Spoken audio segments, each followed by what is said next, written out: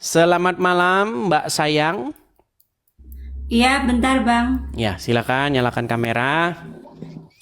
Ya, apa kabar Mbak Sayang? Kabar baik Bang Edis. Ya, Yang kemarin kena gimana? peringatan Gimana? ya. Gimana? Sudah menyimak dari tadi atau barusan datang atau bagaimana? Tadi, tak Sudah tinggal menyimak dari salat tadi. juga tadi. Ya. Sudah ketahuan tadi bahwa Quran menjiplak kisah Daud tadi dengan keliru. Oh, yang itu aku nggak tahu. Oh, yang itu tidak nyimak. Oke Nyanyiin lah, aku silakan. cuma yang Apa yang mau nyimak Anda Bapak yang sampaikan? itu Silakan. tadi. Hmm. Yang aku sampaikan, Bang Edis. Ya, aku cuma mau ngomong gini ya. Kemarin kan ada yang datang di live aku begini.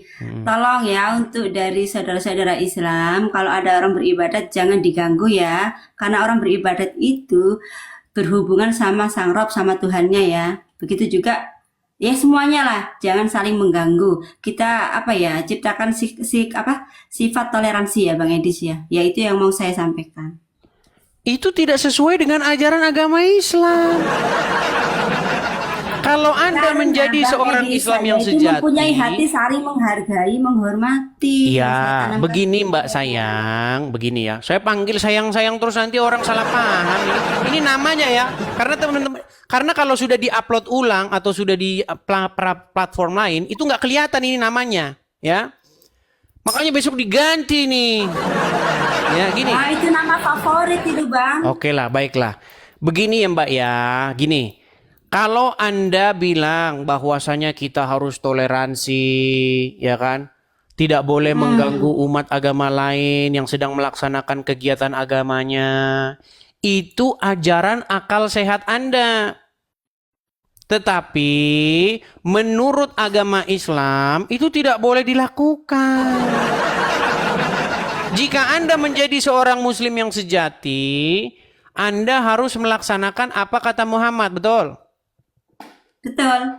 Ah, kalau kata Muhammad, kalau berjumpa dengan Yahudi dan Nasrani, apa yang harus Anda lakukan? Apa itu namanya tadi menyisih apa ya? Menyempitkan kan? Iya, harus desak mereka ke jalan yang sempit. Tahu. Makanya kalau ada orang Kristen lagi ada acara ibadat di gereja mereka, ada orang Islam lewat, memang itu harus diganggui. Itu sesuai dengan ajaran Islam.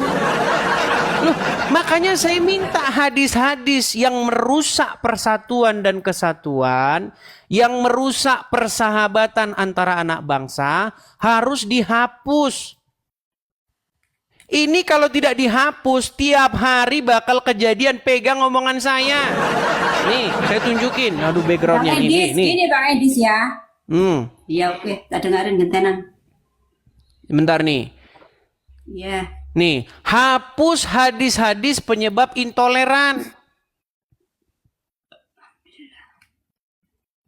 Kalau kemarin ada Pak Saifuddin minta supaya dihapus 300 ayat dalam Al-Quran. Mungkin kalau Al-Quran, kalau umat muslim kan masih menganggap Al-Quran itu suci.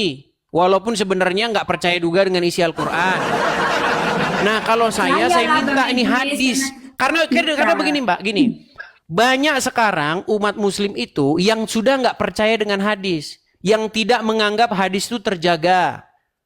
Tidak ada jaminan bahwa hadis itu terjaga, jadi boleh dihapus. Makanya supaya saya tidak menyinggung umat Islam, saya minta tolong hadis-hadis yang menyebabkan umat Islam berlaku beringas, berlaku buruk, tukang nutup-nutupin acara kegiatan agama orang lain, dihapus. Salah satunya apa?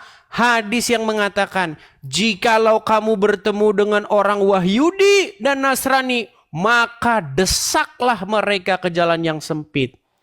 Persempit jalan mereka. Itu yang menyebabkan orang Islam kalau ketemu orang Yahudi, orang Nasrani langsung gangguin. Nah, itu Islam yang seperti apa Bang Edis? Yang seperti saya Islam tidak yang ada. menuruti ajaran Muhammad. Ya dia nggak berpegangan pada hadis. Dia cuman kalau Quran kenceng Quran ya lurus di Quran. Ya itu jadinya. Loh, sekarang begini Mbak. Seorang muslim yang sejati wajib tidak mentaati Muhammad. Tidak wajib. Tidak wajib. Berarti kalau Muhammad menyuruh jangan dilaksanakan. Tapi Nabi Muhammad tidak pernah menyuruh yang seperti itu, yang selama ini. Sebentar. Sebelum mengatakan Muhammad menyuruh yang begini dan begitu, di dalam hukum atau di dalam Al-Quran, jika Muhammad memerintahkan seorang muslim, maka seseorang itu wajib tidak melaksanakan perintah itu. Wajib tidak melaksanakan. Ya harus melaksanakan. Oke, harus melaksanakan. Nah, apa perintah Muhammad? Nabi Muhammad kan Kalau memerintahkan. kamu bertemu dengan orang Wahyudi dan orang Nasrani di jalan, apa perintah Muhammad? Persempit jalan mereka. Persempit jalan mereka. Itu dalam surat surat apa tadi ya? Aku lupa ya. Ya, itu Makanya ada saya dalam bilang Quran. hapus hadis-hadis penyebab seperti ini. Kalau kalian tidak hapus hadisnya, selama itu juga orang Islam masih berkelakuan seperti itu. Tapi kalau orang Islam memakai hati nurani yang benar dan otak yang benar, nggak akan melakukan itu, Bang Edis. Kita harus memilah juga, nggak harus patuh. Betul? Loh, ini bagaimana? Ini berarti Anda tidak melaksanakan ajaran agama Islam kalau begitu. Ya saya laksanakanlah ajarannya. Berat ini kayak mana ini? Memang benar Tapi- kata Muhammad. Ada satu omongan Muhammad yang saya percaya. Akal wanita-wanita muslim ini memang tinggal setengah. Yang setengah lagi sudah digondol tikus. Bang Edis, bahasa seperti itu selalu hadir dalam live-ku ya, bahasa setengah itu ya. Jadi saya nggak pernah lupa setengah offset ya, itu nggak pernah lupa.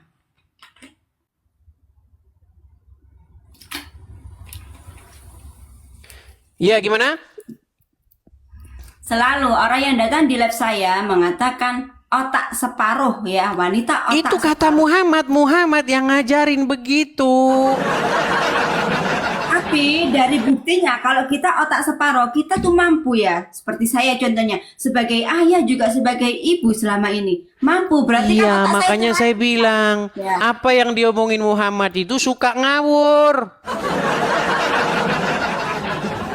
Loh, yang sekarang dimaksud otak separuh itu ada di mana Bang Edis? waduh, berat ini, dia belum tahu ternyata itu Iya, omongan karena saya nggak nabinya. tahu, Makanya makanya saya saya bilang tanya teman-teman, sama Pak alasan Edi. dia masih Islam adalah karena nggak ngerti terhormat. ajaran agama Islam.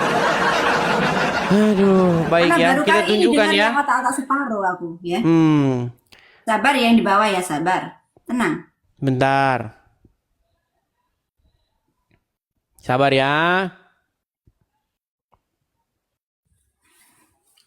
Inilah teman-teman ya. Kita harus mengulang dan mengulang dan mengulang lagi teman-teman. Karena memang ya kalau nggak diulang 10 kali orang Islam nggak paham-paham. Ya. Baik. Kita tampilkan ayatnya di dalam layar. Oke, kelihatan. Nah, Ini coba Bang hadisnya. Edi sebutkan, aku juga bisa mencari sendiri kan aku juga ada Google. Oke, baik. Menurut hadis Rasulullah, nih, apa yang Muhammad katakan? Tidak pernah aku melihat yang kurang akal dan agamanya, namun mampu menghilangkan keteguhan lelaki yang teguh melebihi kalian, wahai para wanita. Maka para wanita bertanya kepada Nabi, apa maksudnya kami kurang akal dan kurang agamanya, wahai Rasulullah? Nabi menjawab, bukankah persaksian wanita itu semisal dengan persaksian setengah lelaki? Mereka menjawab, ya benar. Nabi melanjutkan, itulah kurangnya akal.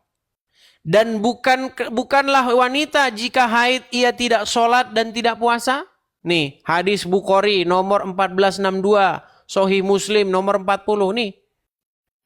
Bagaimana kaum wanita dikatakan oleh Muhammad akalnya setengah, separuh akalnya. Nah, sekarang sekarang gini Bang Edis. Kalau wanita muslimah menurut Bang Edis akan Kok menurut setengah. saya, Terus- menurut Muhammad, aduh saya lagi yang difitnah. Muhammad Ya, yang ya, ngomong, oke, saya oke, yang oke. dibilang. Ya, oke, Ini oke. Muhammad yang ngomong. Oke. Kalau yang nggak muslimah nggak separuh gitu Bang Edis? Loh, ini kan Muhammad. Muhammad kan ngomong tentang kaum Ya, muslimah. sekarang saya balikan kepada Bang Edis. Kalau menurut Bang Edis sendiri ya, kalau yang nggak muslimah nggak separuh, yang muslimah aja apa separuh gitu? Ya karena di sini Muhammad lagi ngomong sama kaum muslimah. Dia mana berani Ya, ngomong sama mungkin wanita yang Nasrani diomongkan begitu? itu memisahkan seseorang dari Mana bukan berani, nanti dia takut kalah di debat. Mungkin Nah, yang itu- saya maksud begini Mbak ya. Coba dengarkan Mbak. Karena Muhammad ngomong seperti itu, sebagai seorang muslim, Anda wajib percaya nggak? percaya, tapi saya belum mempelajari lagi ya. Masalah itu ya. Kan gini Bang Edis, nanti kita bisa tanyakan kepada yang lebih mengerti ilmu. Maksudnya ini apa kok kita otak separuh gitu. Pasti pasti di situ kan mengasih pencerahan lagi Bang Edis ya. Biar kita nggak tahu asal-asalan terus kita ikut. Aku kan nanti jatuh ke jurang juga lah Bang Edis. Semuanya harus dipertimbangkan kan.